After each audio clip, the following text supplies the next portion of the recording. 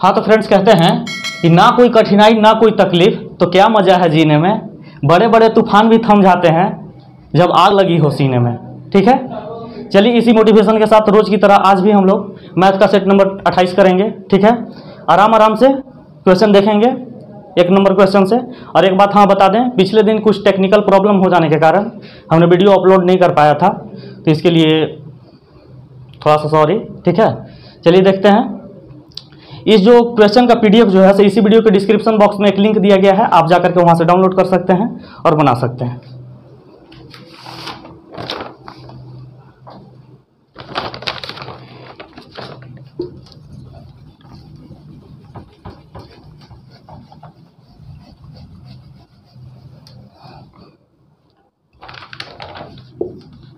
पहला क्वेश्चन है कि रीता की शादी 6 वर्ष पूर्व हुई थी। आज उसकी उम्र जो है शादी के समय की उम्र का 1.1/4 गुना है। यदि उसके पुत्र की उम्र उसकी उम्र का 1/10 गुना हो तो उसके पुत्र की उम्र ज्ञात कीजिए। देखिए, कोई रीता है, बोल रहा है पास्ट की बात कह रहा है और प्रेजेंट की बात कह रहा है। इसका जो शादी जो पहले हुआ था वो कोई टाइम में हुआ था, उसका जो है कि एक पूर्णांक दिया हुआ है 1.1/4, यानी कि इसको बोल सकते हैं कि 4 इकाई 4 1 5/4। यानी कि बोल रहा है कि शादी जब हुआ था तो क्वेश्चन में कह रहा है कि यदि उसकी उम्र शादी के उम्र के 5/4 गुनी है, वर्तमान उम्र 5/4 गुनी, तो हम इसको 4 मान लेंगे और इसको क्या मान लेंगे, 5 मान लेंगे।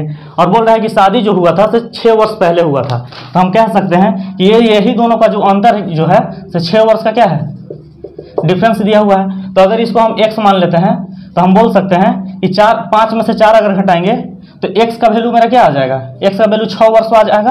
और x का वैल्यू जब 6 वर्ष आ जाएगा तो पास्ट में जब उसका शादी हुआ था किसका, रीता का, तो उस समय उसका एज कितना हो रहा होगा, 6 चौके 24 वर्ष। और अभी वर्तमान में उसका एज कितना हो रहा है, 6 5 30 वर्ष। तो बोल रहा है कि इसका जो पुत्र है, पुत्र का जो आयु है से रीता की वर्तमान आयु का 1/10 है। तो बताइए कि वर्तमान आयु कितना है, 30, 1/10 कर देंगे तो कितना, 3 वर्ष उसका पुत्र का आयु हो जाएगा, जो कि पहला का ऑप्शन नंबर जो हमारा हो जाएगा वो ए हो जाएगा। ठीक है, चलिए देखते हैं क्वेश्चन नंबर 2।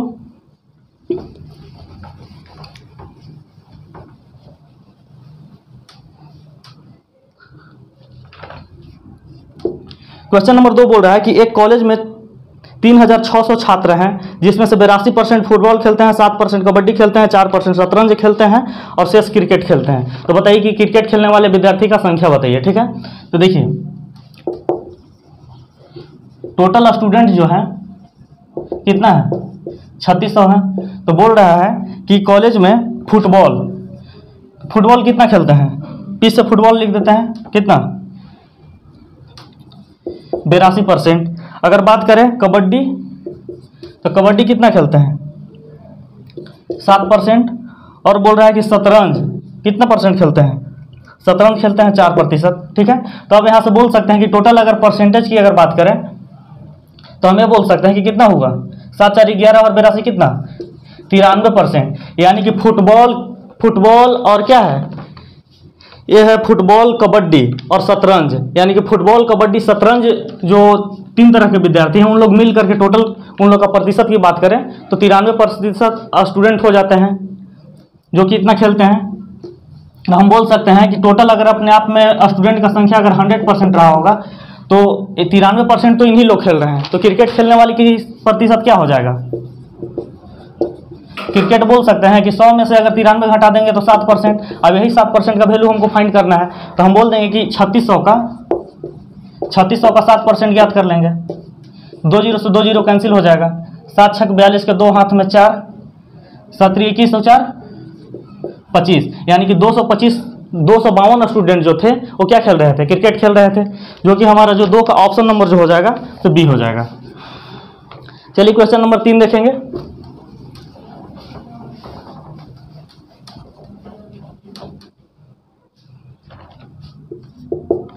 क्वेश्चन नंबर 3 बोल रहा है कि जब 391 को भिन्न 1/2, 2/3 और 3/4 के अनुपात में विभाजित किया जाता है तो इसका सबसे छोटा भाग क्या है। एकदम सस्ता क्वेश्चन है, देखिएगा कुछ ज़्यादा करना नहीं है। टोटल 391 दिया हुआ है, इसको नोटिस कीजिएगा, ठीक है। और भिन्न दिया हुआ है 3 तरीका का। पहला भिन्न दिया हुआ है 1/2, दूसरा दिया हुआ है 2/3 और तीसरा दिया हुआ है कितना 3/4 दिया हुआ है। यही अनुपात में अब क्या करना है कि इसको बांट देना है और जो सबसे छोटा भाग होगा उसी को हमको क्या लिख देना है, आंसर लिख देना है। तो अब बताइए कि ये भिन्न है, फ्रैक्शन में है, तो हम इसको होल नंबर में कैसे चेंज करेंगे। इसको करने के लिए क्या करते हैं, नीचे वाले संख्या का क्या कर लेते हैं, एलसीएम ले लेते हैं और एलसीएम से सभी में क्या करते हैं, मल्टीप्लाई कर देते हैं। तो 2, 3 और 4 का एलसीएम कितना हो जाएगा 12, सब में 12 से मल्टीप्लाई कर दीजिए। 2 से 6 बार में 3 चौके 12 और 4 तिये 12, यानी कि जो अनुपात जो हो जाएगा से कितना 6:8:9। यही अनुपात में पैसा को बांटना है, जो भी दिया हुआ है 391 उसको बांट देना है और सबसे छोटा का वैल्यू निकाल देना है। तो बताइए कि इसको हम x मान ले रहे हैं सबको, तो जब टोटल का बराबर 300 कितना है 91 है, तो हम बोल सकते हैं कि 8 6 14 और 14 9 23, x का वैल्यू कितना है 391। यहाँ से अगर फाइंड करेंगे तो x बराबर क्या लिख देंगे 391/23 कर देंगे। इससे अगर कट करेंगे तो 17 आ जाएगा, यानी x का वैल्यू जब 17 आ जाएगा तो हम बोल सकते हैं कि सबसे छोटा वाला का निकालना है। तो 6x का वैल्यू निकाल लेंगे, तो 6x बराबर क्या लिख सकते हैं 17 गुना 6, यानी कि 17 6 का कितना होता है 102, यानी कि जो सबसे छोटा भाग जो हो जाएगा सो हमारा 102 हो जाएगा, जो कि 3 का ऑप्शन नंबर जो हो जाएगा सी हो जाएगा। चलिए इसी प्रकार से क्वेश्चन नंबर 4 देखेंगे।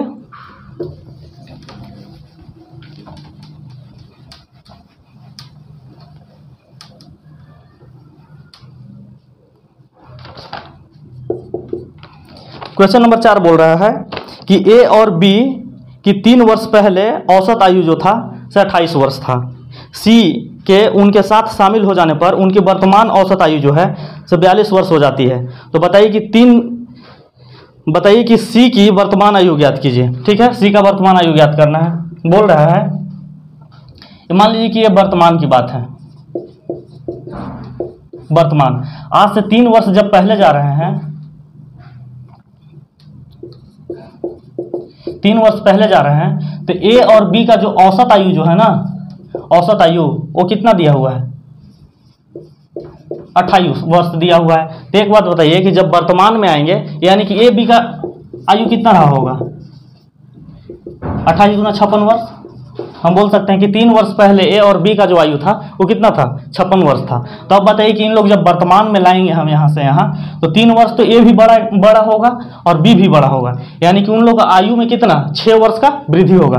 तो हम वर्तमान की अगर बात करें तो ए प्लस बी का वर्तमान आयु जो हो जाएगा तो 56 में कितना जोड़ देंगे 6, 56 + 6 = कितना 62 वर्ष। अब कह सकते हैं कि वर्तमान में ए और बी का जो आयु है उनका योग जो हो जाएगा सब 62 वर्ष है। तो अब बात कह रहा है कि कोई सी है से इसमें शामिल होता है, तो ए प्लस बी प्लस सी जब शामिल होता है, 3 लोग का जो औसत आयु जो होता है वो क्या कह रहा है कि 42 वर्ष हो जाता है। तो सी का औसत आयु, सी का एज ज्ञात करना है, आयु ज्ञात करना है। तो हम बोल सकते हैं कि ए प्लस बी का वैल्यू कितना है 62 + c/3 = कितना 42। तो यानी कि कह सकते हैं कि 3 से अगर इसको मल्टीप्लाई करेंगे तो कितना 62 + c = 3 दूना 6 और 4 तिये 12, 126। अब बताइए कि c अगर यहाँ है 62 को उधर ले करके घटा देंगे तो बताइए c बराबर क्या हो जाएगा 126 - 62, और 126 में से अगर 62 घटाएंगे तो हमारा क्या आ जाएगा 64 वर्ष। यानी कि c का जो वर्तमान आयु है वो कितना है 64 वर्ष है, जो कि ऑप्शन नंबर जो हो जाएगा 4 का ए हो जाएगा। चलिए 5 नंबर देखते हैं क्या कहता है।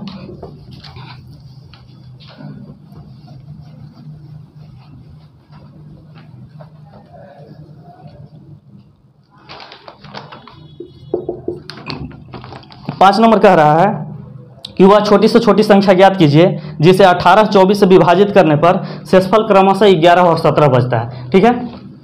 कोई संख्या ज्ञात करना है, ठीक है। उसको कितना 18 और 24 से भाग देने पर हमेशा जो शेषफल जो बचना चाहिए वो 11 और 17 बचना चाहिए।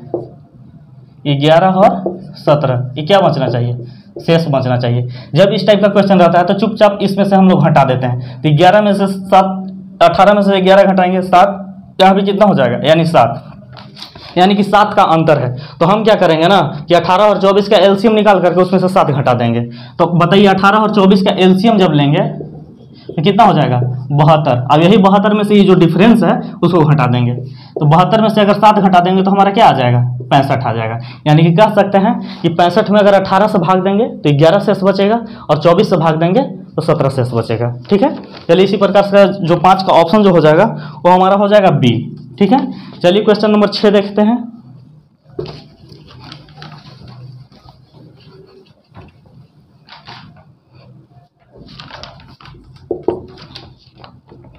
क्वेश्चन नंबर 6 बोल रहा है कि कोई दुकानदार अपनी सामग्री पर उनके क्रय मूल्य से 30% अधिक मूल्य अंकित करता है और अंकित मूल्य पर 10% की छूट देता है, तो 6.5% अधिक लाभ प्राप्त करने के लिए अंकित मूल्य में कितना % का छूट देना होगा। देखिएगा, मान लीजिए कि कोई दुकानदार है, मान लीजिए कि उसका जो कॉस्ट प्राइस जो रखा था वो 100 रखा था, लेकिन जब इसका जो फिक्स प्राइस जो कर रहा है, फिक्स्ड प्राइस जो लिख रहा है बोले तो अंकित मूल्य जो कर रहा है 30% क्या कर रहा है बढ़ा करके लिख रहा है। ठीक है, तो कितना हो जाएगा अंकित मूल्य 130 हो जाएगा। अब बोल रहा है इसमें कि 10% का छूट देता है, तो अब बताइए कि 10% का अगर छूट देंगे तो बताइए कि 130 में से अगर 10% घटाएंगे तो देखिए एकदम आसानी से 130 का 10% कितना हो जाएगा 13 हो जाएगा, और 130 में से 13 घटा देंगे तो यानी कितना हो जाएगा 17 हो जाएगा। ठीक है, 117, यानी कि 100 रुपये का वस्तु को अभी कितना 117 रुपये में बेच रहा है 70% बेनिफिट पे। तो हम ये कह सकते हैं कि अब क्वेश्चन के अकॉर्डिंग कह रहा है कि 6.5% अधिक इसको लाभ कमाने के लिए इस अंकित मूल्य से कितना % का उसको लेस करना चाहिए था, यानी कि 6% और अगर बढ़ा देंगे तो कितना हो जाएगा 6% और बढ़ाएंगे तो यानी कि 123.5 यही हो जाएगा। ठीक है, यानी कि कह रहा है कि 130 रुपये के वस्तु को कितना में 123 रुपये 50 पैसा में बेचना होगा, यानी कि कितना % का लेस किए। तो अब बताइए कि 130 में से अगर 130 रुपये का वस्तु को 123 रुपये में बेचा जा रहा है, यानी कितना 6.5 रुपये का क्या कर रहा है लेस कर रहा है। ठीक है, तो लेस कर रहा है तो 6.5 रुपये का हम क्या कर लेंगे % याद कर लेंगे, कितना में 130 में गुना 100 कर देंगे। अगर यहाँ से करेंगे तो कितना बार में कटेगा, 1 0 से यहाँ पे ये पॉइंट है तो यहाँ हटा देते हैं, और 65 दूना 130, यानी कि कह सकते हैं कि 20 × 100, यानी कि यहाँ जो हो जाएगा 5% क्या हो जाएगा आंसर हो जाएगा। यानी कि कह सकते हैं कि 6.5% अधिक उसको कमाने के लिए उसको जो अंकित मूल्य होगा उसमें से 10% के जगह पर कितना 5% का छूट देना होगा, जो कि 6 का ऑप्शन नंबर जो हो जाएगा वो हमारा हो जाएगा बी। ठीक है, चलिए इसी प्रकार से क्वेश्चन नंबर हम लोग 7 देखेंगे।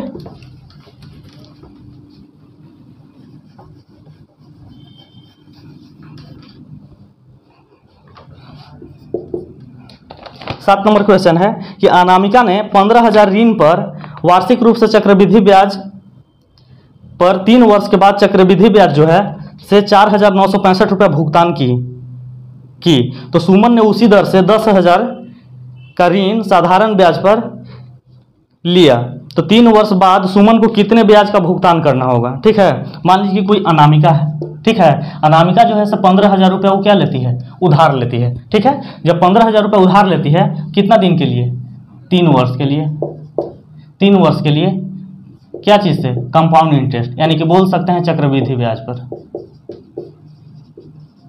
चक्रवृद्धि ब्याज पर यह क्या करती है 15,000 रुपये उधार लेती है, और जो ब्याज जो चुकाती है यानी कि कंपाउंड इंटरेस्ट जो चुकाती है वो चुकाती है 4,965 रुपये क्या करती है वो ब्याज चुकाती है। और एक लड़की है उसका नाम है क्या सुमन नाम की कोई लड़की है, वो बोलती है कि 10,000 रुपये वो लेती है यही टाइम के लिए, ये भी 3 वर्ष के लिए लेती है, 3 वर्ष के लेती है, लेकिन इसको देना है साधारण ब्याज, इसको देना है साधारण ब्याज। ठीक है, तो अब बताइए कि जब अनामिका है 15,000 रुपये उधार लेकर के चक्रवृद्धि ब्याज के हिसाब से 4965 रुपये देती है, तो हमको दर पता करना होगा, पहले रेट पता करना होगा। तो रेट पता करने के लिए चुपचाप इसका हम % निकाल लेंगे। तो 4965 का अगर 15,000 में अगर इसका % अगर निकाल लें तो इसको फाइनल कैलकुलेट कीजिएगा ना तो आपका 33.1% आएगा। सोचने वाली यही बात है कि जब 33.1% आया तो आप बता सकते हैं, क्योंकि पहले भी आपको क्लास में हम बताए थे कि 33.1% कौन सा ऐसा रेट रखेंगे जो 3 वर्ष के बाद 33.1% होगा। तो आपको बताए थे कि अगर रेट हमारा 10% अगर रहा होगा तो कितना, फर्स्ट ईयर 10%, सेकेंड ईयर जाएगा तो कितना 21%, और 3 वर्ष तीसरा साल जाएगा तो कितना 33.1%। ये आपको याद रखना होगा, ठीक है। तो हम यहाँ से डायरेक्ट बोल सकते हैं कि जो रेट जो हो जाएगा हमारा से कितना, रेट की अगर बात बोले तो 10% हो जाएगा। तो अब बोलता है कि सुमन जो है से 10,000 रुपया लेती है साधारण ब्याज पर, कितना 3 वर्ष के लिए, और रेट कितना हो जाएगा 10% हो जाएगा। तो बताइए कि 1 वर्ष में 10%, तो 3 वर्ष में कितना 30%। ये भी बताए थे कि साधारण ब्याज 30% हो जाएगा, ठीक है। तो यही अब कितना भुगतान करेगी, यानी कि 10,000 का 30% अगर बात करें तो निकाल लीजिए, 10,000 का 30%। आपको बार बार ऐसे लिखने की कोई जरूरत नहीं है, आप कह सकते हैं कि 10,000 का अगर 10% की अगर बात करें तो कितना हो जाएगा 1,000 हो जाएगा, यानी कि 10 से भाग देंगे तो यहाँ पे दशमलव बैठ जाएगा, यानी कि 10,000 का 10% हमारा कितना 1,000 हो जाएगा। तो 30% कितना हो जाएगा, डायरेक्ट 3,000 रुपया हो जाएगा, ठीक है। यहाँ से ऐसे भी हम फाइंड कर सकते हैं और आंसर दे सकते हैं, जो कि 7 का ऑप्शन नंबर जो हो जाएगा हमारा डी हो जाएगा, ठीक है। चलिए इसी प्रकार से क्वेश्चन नंबर 8 देखेंगे हम लोग।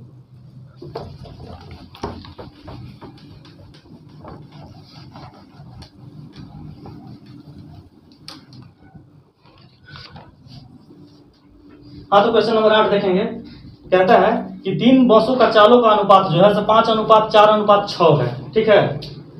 इसके द्वारा समान दूरी तय करने में लगने वाला समयों का अनुपात ज्ञात करना है, ठीक है। तो मान लीजिए कि कोई 3 बस दिया हुआ है, फर्स्ट, सेकेंड और थर्ड, 3 को बस दिया हुआ है। अब इन लोगों का जो चाल का अनुपात है, यानी कि बोल सकते हैं स्पीड का जो रेशियो दिया हुआ है वो दिया हुआ है 5:4:6 दिया हुआ है। अब बोल रहा है कि जो तीनों बस जो है ना ये बराबर दूरी डिस्टेंस, यानी कि बराबर डिस्टेंस को क्या करते हैं लोग तय करते हैं, तो इनके द्वारा जो लगेगा जो समय है उसका अनुपात फाइंड करना है। तो बताइए कि बराबर दूरी को कौन सा ले लें, तो बराबर दूरी लेने के लिए इन लोग का हम क्या करेंगे, एलसीएम ले लेंगे, ठीक है। 5, 4 और 6 का जब एलसीएम लेंगे 60 हो जाएगा, ठीक है। 60 में इससे भाग दे देंगे, यानी कि 5 की स्पीड से अगर 60 डिस्टेंस को तय करेगा तो हमारा टाइम आ जाएगा, यानी कि बोल सकते हैं कि 12, 4 से अगर करेगा तो 15 और 6 से करेगा तो 10, यानी कि बोल सकते हैं कि यही टाइम का क्या हो जाएगा, रेशियो हो जाएगा मेरा, जो कि 8 का ऑप्शन नंबर जो हो जाएगा हमारा बी हो जाएगा। चलिए क्वेश्चन नंबर 9 देखेंगे।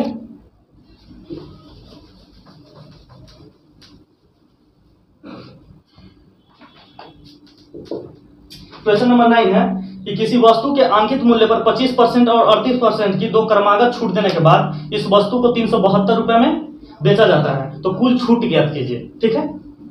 देखिए कोई वस्तु है, ठीक है, उसको बोल रहा है कि 25% 38% छूट देना है। तो मान लीजिए कि वस्तु का जो कॉस्ट प्राइस था वो मान लीजिए कि 100% था, 100%, ठीक है, और 100% मान ले रहे हैं। तो चलिए 100% का बोल रहा है कि 25% डिस्काउंट देने के बाद तो बचेगा कितना, 75% हम कर देंगे। और बोल रहा है दूसरा कबार में कि कितना 38% का छूट दिया जा रहा है, यानी कि कितना बचेगा 62%, और इसी का जो वैल्यू दिया हुआ है वो दिया हुआ है 372 रुपया, ठीक है। यहां से अब जो भी आ जाएगा वो उसको वैल्यू हम मान लेंगे इतना को, और बाकी 100% का वैल्यू निकाल लेंगे, ठीक है। चलिए यहां से अगर फाइंड करेंगे तो 100 से 100 यानी कि 75 का अगर 62% अगर ज्ञात करेंगे तो हमारा हो जाएगा 46.5%, और 46.5% का ही वैल्यू क्या हो जाएगा 372 रुपया हो जाएगा, ठीक है।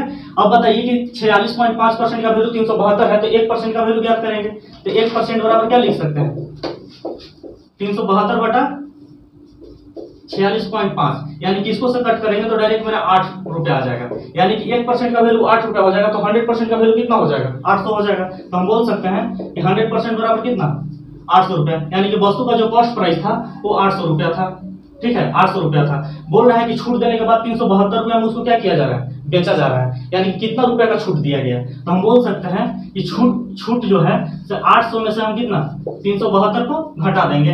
तो बताइए कि 800 में से 372 अगर घटाएंगे तो 10 में से 2 खर्च कितना 8, या 9 में से 2, यानी कि 428 रुपया का क्या है इन्होंने छूट दिया, ठीक है। यानी कि कह सकते हैं कि 2 क्रमागत छूट कितना 25% 38% का 2 क्रमागत छूट देने के बाद उन्होंने 428 रुपया का क्या किया छूट दिया, और वस्तु को कितना में 372 रुपया में बेचा। इस प्रकार से 9 का ऑप्शन नंबर जो हो जाएगा हमारा आप हो जाएगा डी, ठीक है। चलिए क्वेश्चन नंबर 10 देखते हैं।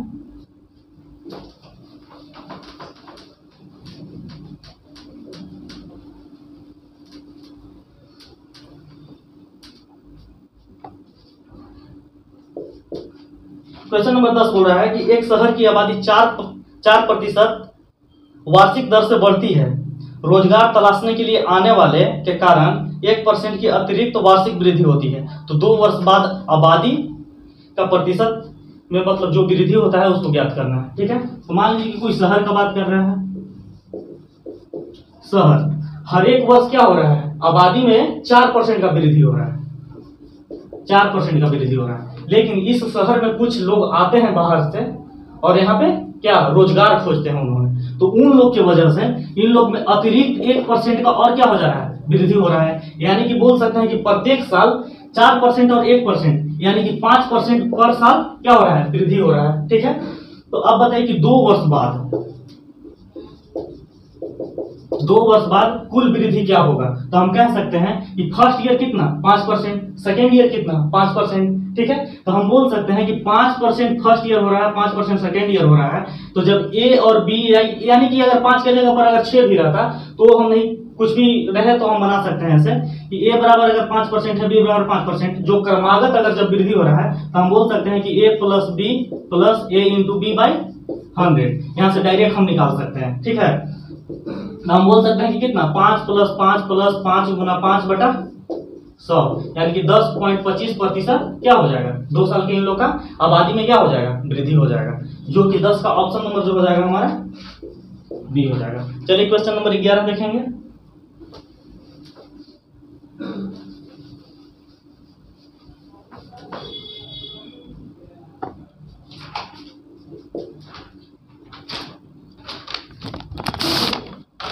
क्वेश्चन नंबर 11 बोल रहा है कि यदि किसी शंकु का आधार का व्यास जो है 18 सेंटीमीटर है और इसका वक्र पृष्ठ क्षेत्रफल जो है 424.2/7 सेंटीमीटर स्क्वायर है, तो उसकी ऊंचाई ज्ञात कीजिए। ठीक है, चलिए आपको सब कुछ जानते हैं कि शंकु कैसा होता है, इस प्रकार से शंकु होता है।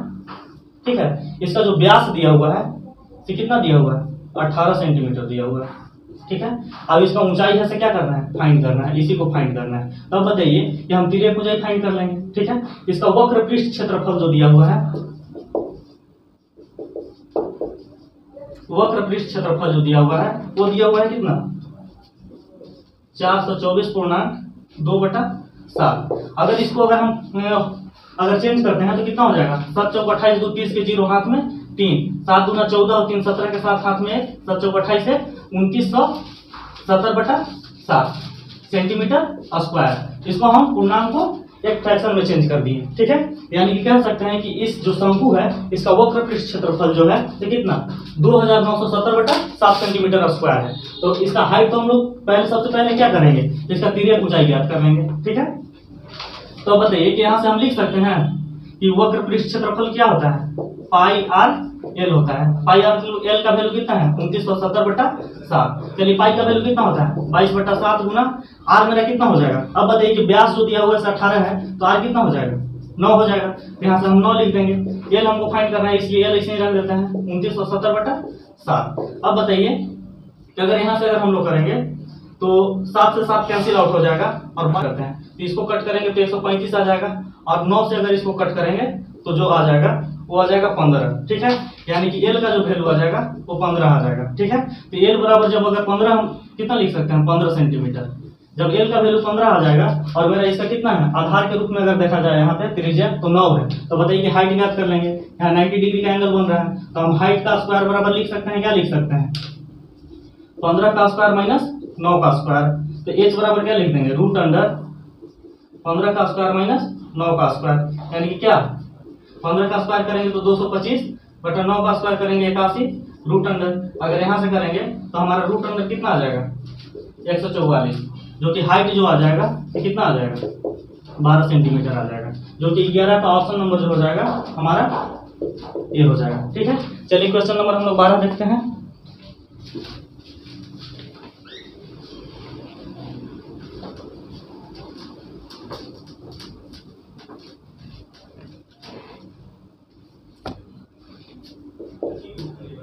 क्वेश्चन नंबर 12 है कि एक विद्यालय में 85 लड़के और 35 लड़कियां ने सार्वजनिक परीक्षा दी।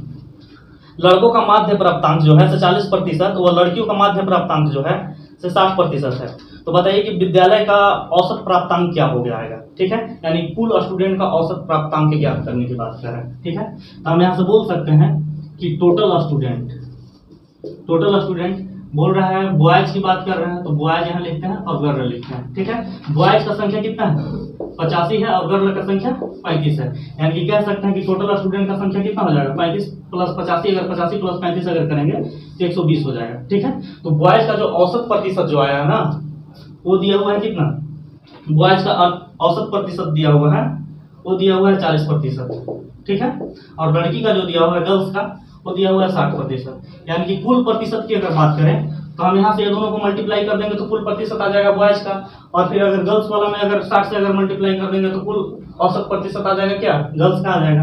यानी कि कह सकते हैं कि 4 × 20 के 0, हाथ में 2, 8 × 32 2, 3400, यहाँ से 3400 आ जाएगा, और यहाँ से अगर करेंगे तो 6 × 30 के 0, हाथ में 3, 36 18 3, 2100, यानी कि 2100 आ गया, ठीक है। यानी कि कह सकते हैं कि कितना, अगर टोटल बॉयज और गर्ल्स की अगर टोटल अगर बात करें तो 3400 और 2100 कितना, 5500 औसत क्या हो जाएगा, प्रतिशत हो जाएगा, ठीक है। तो अब बताइए कि टोटल का प्रतिशत ज्ञात करना है, तो टोटल प्रतिशत बराबर क्या हो जाएगा, टोटल स्टूडेंट प्रतिशत बराबर क्या, कुल कितना है 5500 है बटा 120। अगर एक 0 से एक 0 कट करेंगे और यहाँ से अगर कट करेंगे तो हमारा जो आ जाएगा 45.83%, यही क्या हो जाएगा, विद्यालय का औसत प्रतिशत हो जाएगा, जो कि 12 का ऑप्शन नंबर जो हो जाएगा हमारा सी हो जाएगा। चलिए क्वेश्चन नंबर 13 देखेंगे।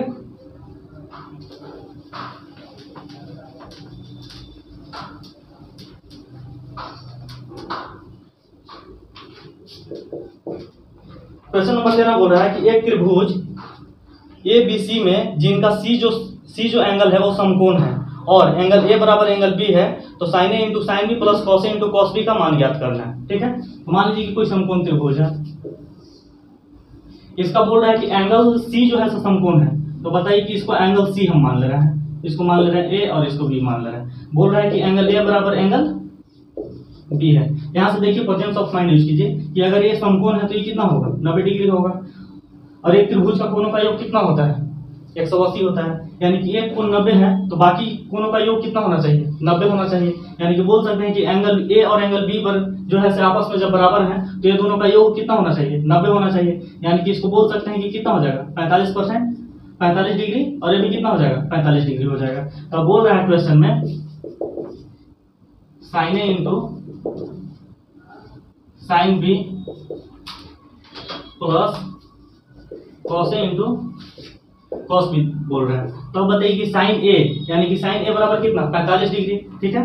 तो साइन क्या लिख देंगे 45 डिग्री इंटू कॉस बी, ये भी क्या हो जाएगा साइन बी भी 45 degree plus cos 45 degree into cos 45 degree. अब आपको पता होगा कि साइन 45 का मान कितना होता है, 1/√2 होता है, तो 1/√2 गुना 1/√2 प्लस 1 और cos 45 का भी मान होता है 1/√2। यहाँ से 1/√2 अगर आपस में मल्टीप्लाई करेंगे तो हमारा हो जाएगा 1/2 प्लस 1/2, यानी कि 1 हमारा क्या हो जाएगा, आंसर हो जाएगा, जो कि 13 का ऑप्शन नंबर जो हो जाएगा हमारा सी हो जाएगा। चलिए क्वेश्चन नंबर 14 देखते हैं।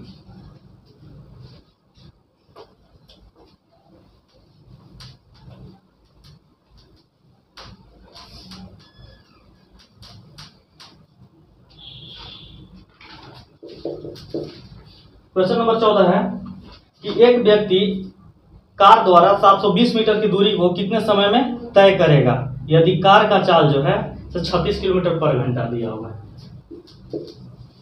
स्पीड जो दिया हुआ है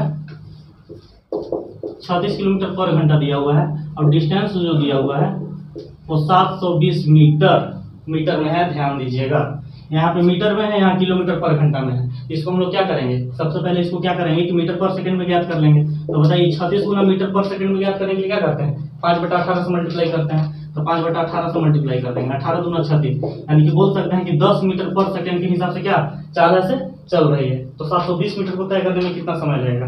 आप जानते हैं कि टाइम बराबर डिस्टेंस बाई क्या होता है, स्पीड होता है। डिस्टेंस मेरा कितना है 720 मीटर है, और 10 तो 1 0 से 1 0 यानी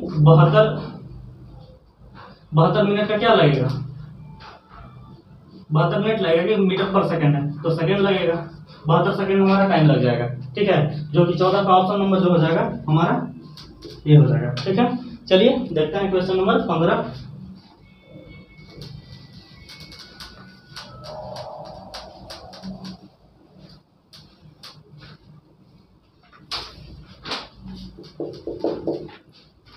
नंबर क्वेश्चन बोल रहा है कि 2 दिनों में ए बी सी मिलकर के 1/2 काम पूरा कर सकते हैं। ठीक है, बी और सी अगले 2 दिनों में 3/10 कार्य को पूरा कर सकते हैं। ठीक है, तब अकेला समस्त काम को यानी पूरा काम को ए कितने दिन में पूरा करेगा। ठीक है, चलिए देखते हैं। बोल रहा है कि ए प्लस बी प्लस सी जो है तो कितना 1/2 काम को 2 दिन लगाते हैं। अब बताइए कि ए बी सी मिल करके आधा काम को 2 दिन में लगा रहे हैं, तो पूरा काम करने में कितना लगाएंगे? पूरा काम बराबर लिख देंगे 4 3। और बी प्लस सी के बारे में बोल रहा है कि 3/10 काम को करने में 2 दिन लगाते हैं। ठीक है, यानी कि पूरा काम को इन लोग करने में कितना लगाएगा? 10 × 20/3 दिन लगाएगा। यानी कि ए प्लस बी मिलकर के किसी काम को 4 दिन में करते हैं और बी प्लस सी उसी काम को 20/3 दिन में करते हैं। तो बताइए कि सी कितना दिन में काम करेगा। अब बताइए कि ए बी सी में से अगर बी सी को अगर हटा देंगे तो सी क्या, बी सी को अगर हटा देंगे तो हमारा ए निकल जाएगा। और ए का क्षमता पूछ रहा है क्वेश्चन में। ठीक है, तो 1/a बराबर लिख सकते हैं क्या 1/4 माइनस 3/20। यहाँ से अगर एलसीएम लेंगे तो हमारा जो एलसीएम आ जाएगा कितना 20 आ जाएगा एलसीएम। यानी कि 5 में से 3 अगर हटा देंगे तो 2/20 यानी कि 1/10। यानी कि बोल सकते हैं कि ए है से उस काम को अगर अकेले करता है तो 10 दिन का क्या लेगा, समय लेगा। ठीक है, जो कि 15 का ऑप्शन नंबर जो हो जाएगा हमारा डी हो जाएगा। चलिए क्वेश्चन नंबर 16 देखते हैं।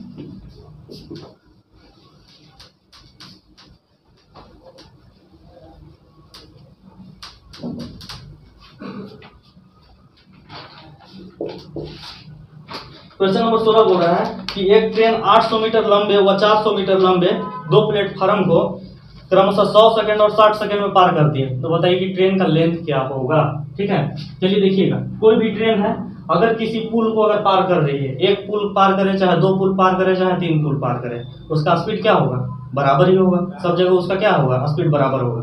यानी कि मान लीजिए कि ट्रेन का जो लेंथ है,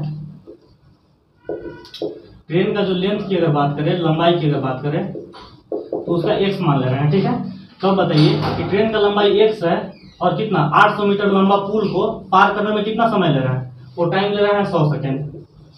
ठीक है, और सेकेंड बात बोल रहा है कि वही ट्रेन 400 मीटर लंबा पुल को पार करने में 60 सेकेंड का टाइम लेता है। ठीक है, तो अब बताइए कि डिस्टेंस बाई स्पीड करें तो टाइम का आ रहा है, डिस्टेंस बाई अगर ये क्या है टाइम है तो स्पीड आ रहा है, तो स्पीड क्या हो जाएगा, आपस में बराबर हो जाएगा। ये हमारा से एक इक्वेशन ड्राइव होता है। यहाँ से x का वैल्यू फाइंड कर लेंगे, कुछ नहीं करना है।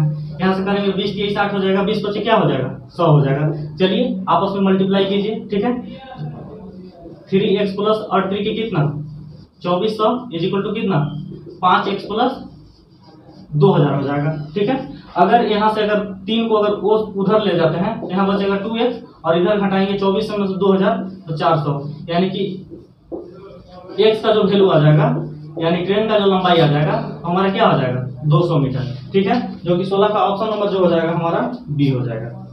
चलिए क्वेश्चन नंबर 17 देखते हैं।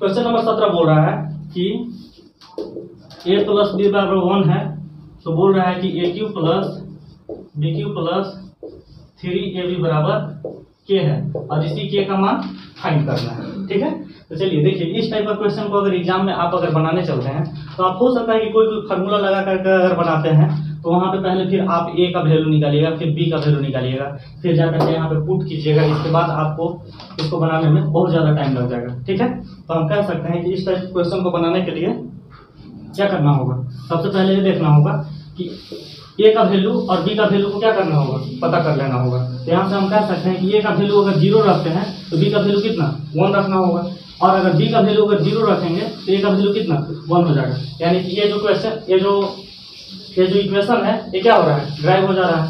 तो हम कह सकते हैं कि कोई भी मान लेकर के चलिए, मान लीजिए कि a बराबर 0 मान लेते हैं और b बराबर 1 मान लेते हैं। यहाँ पर अगर पुट करेंगे तो 0 1 प्लस क्या 3a, अगर यहाँ पे क्या हो जाएगा 0 k, यानी कि k का वैल्यू जो यहाँ से आ गया कितना आ गया 1 आ गया। ठीक है, जो कि 17 का ऑप्शन नंबर जो हो जाएगा हमारा बी हो जाएगा। ठीक है, चलिए 18 नंबर क्वेश्चन देखते हैं।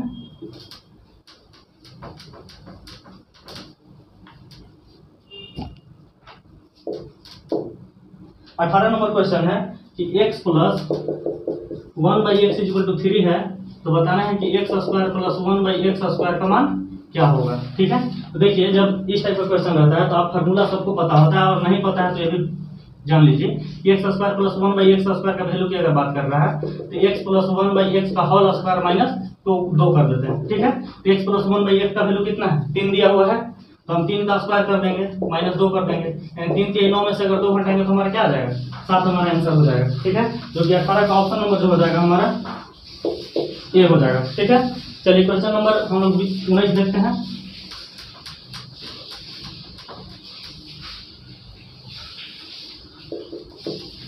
उन्नीस नंबर क्वेश्चन है कि एक नल ए दूसरे नल बी की तुलना में 3 गुना तेजी से पानी भर सकता है। ठीक है, यदि दोनों मिल करके टंकी को 36 मिनट में भर सकते हैं तो बताइए कि ए अकेले कितने समय लगेगा उस टंकी को भरने में। देखिए ए की बात कर रहे हैं और बी की बात बोल रहा है। अगर इन लोग का अगर इफिशियंसी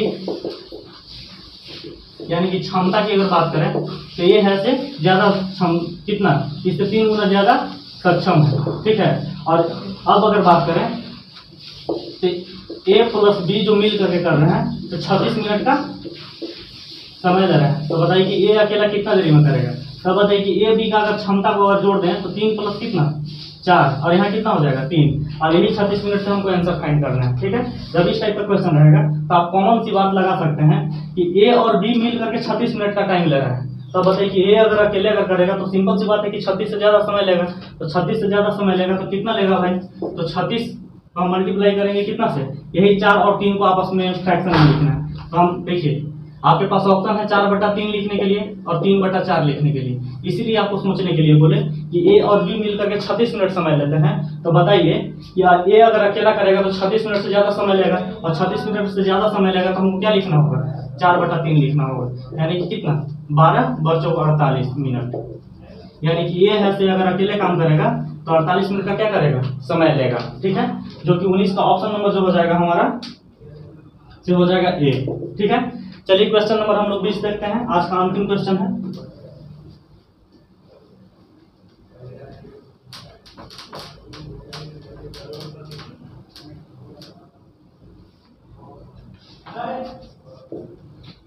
बीस नंबर क्वेश्चन है कि y बराबर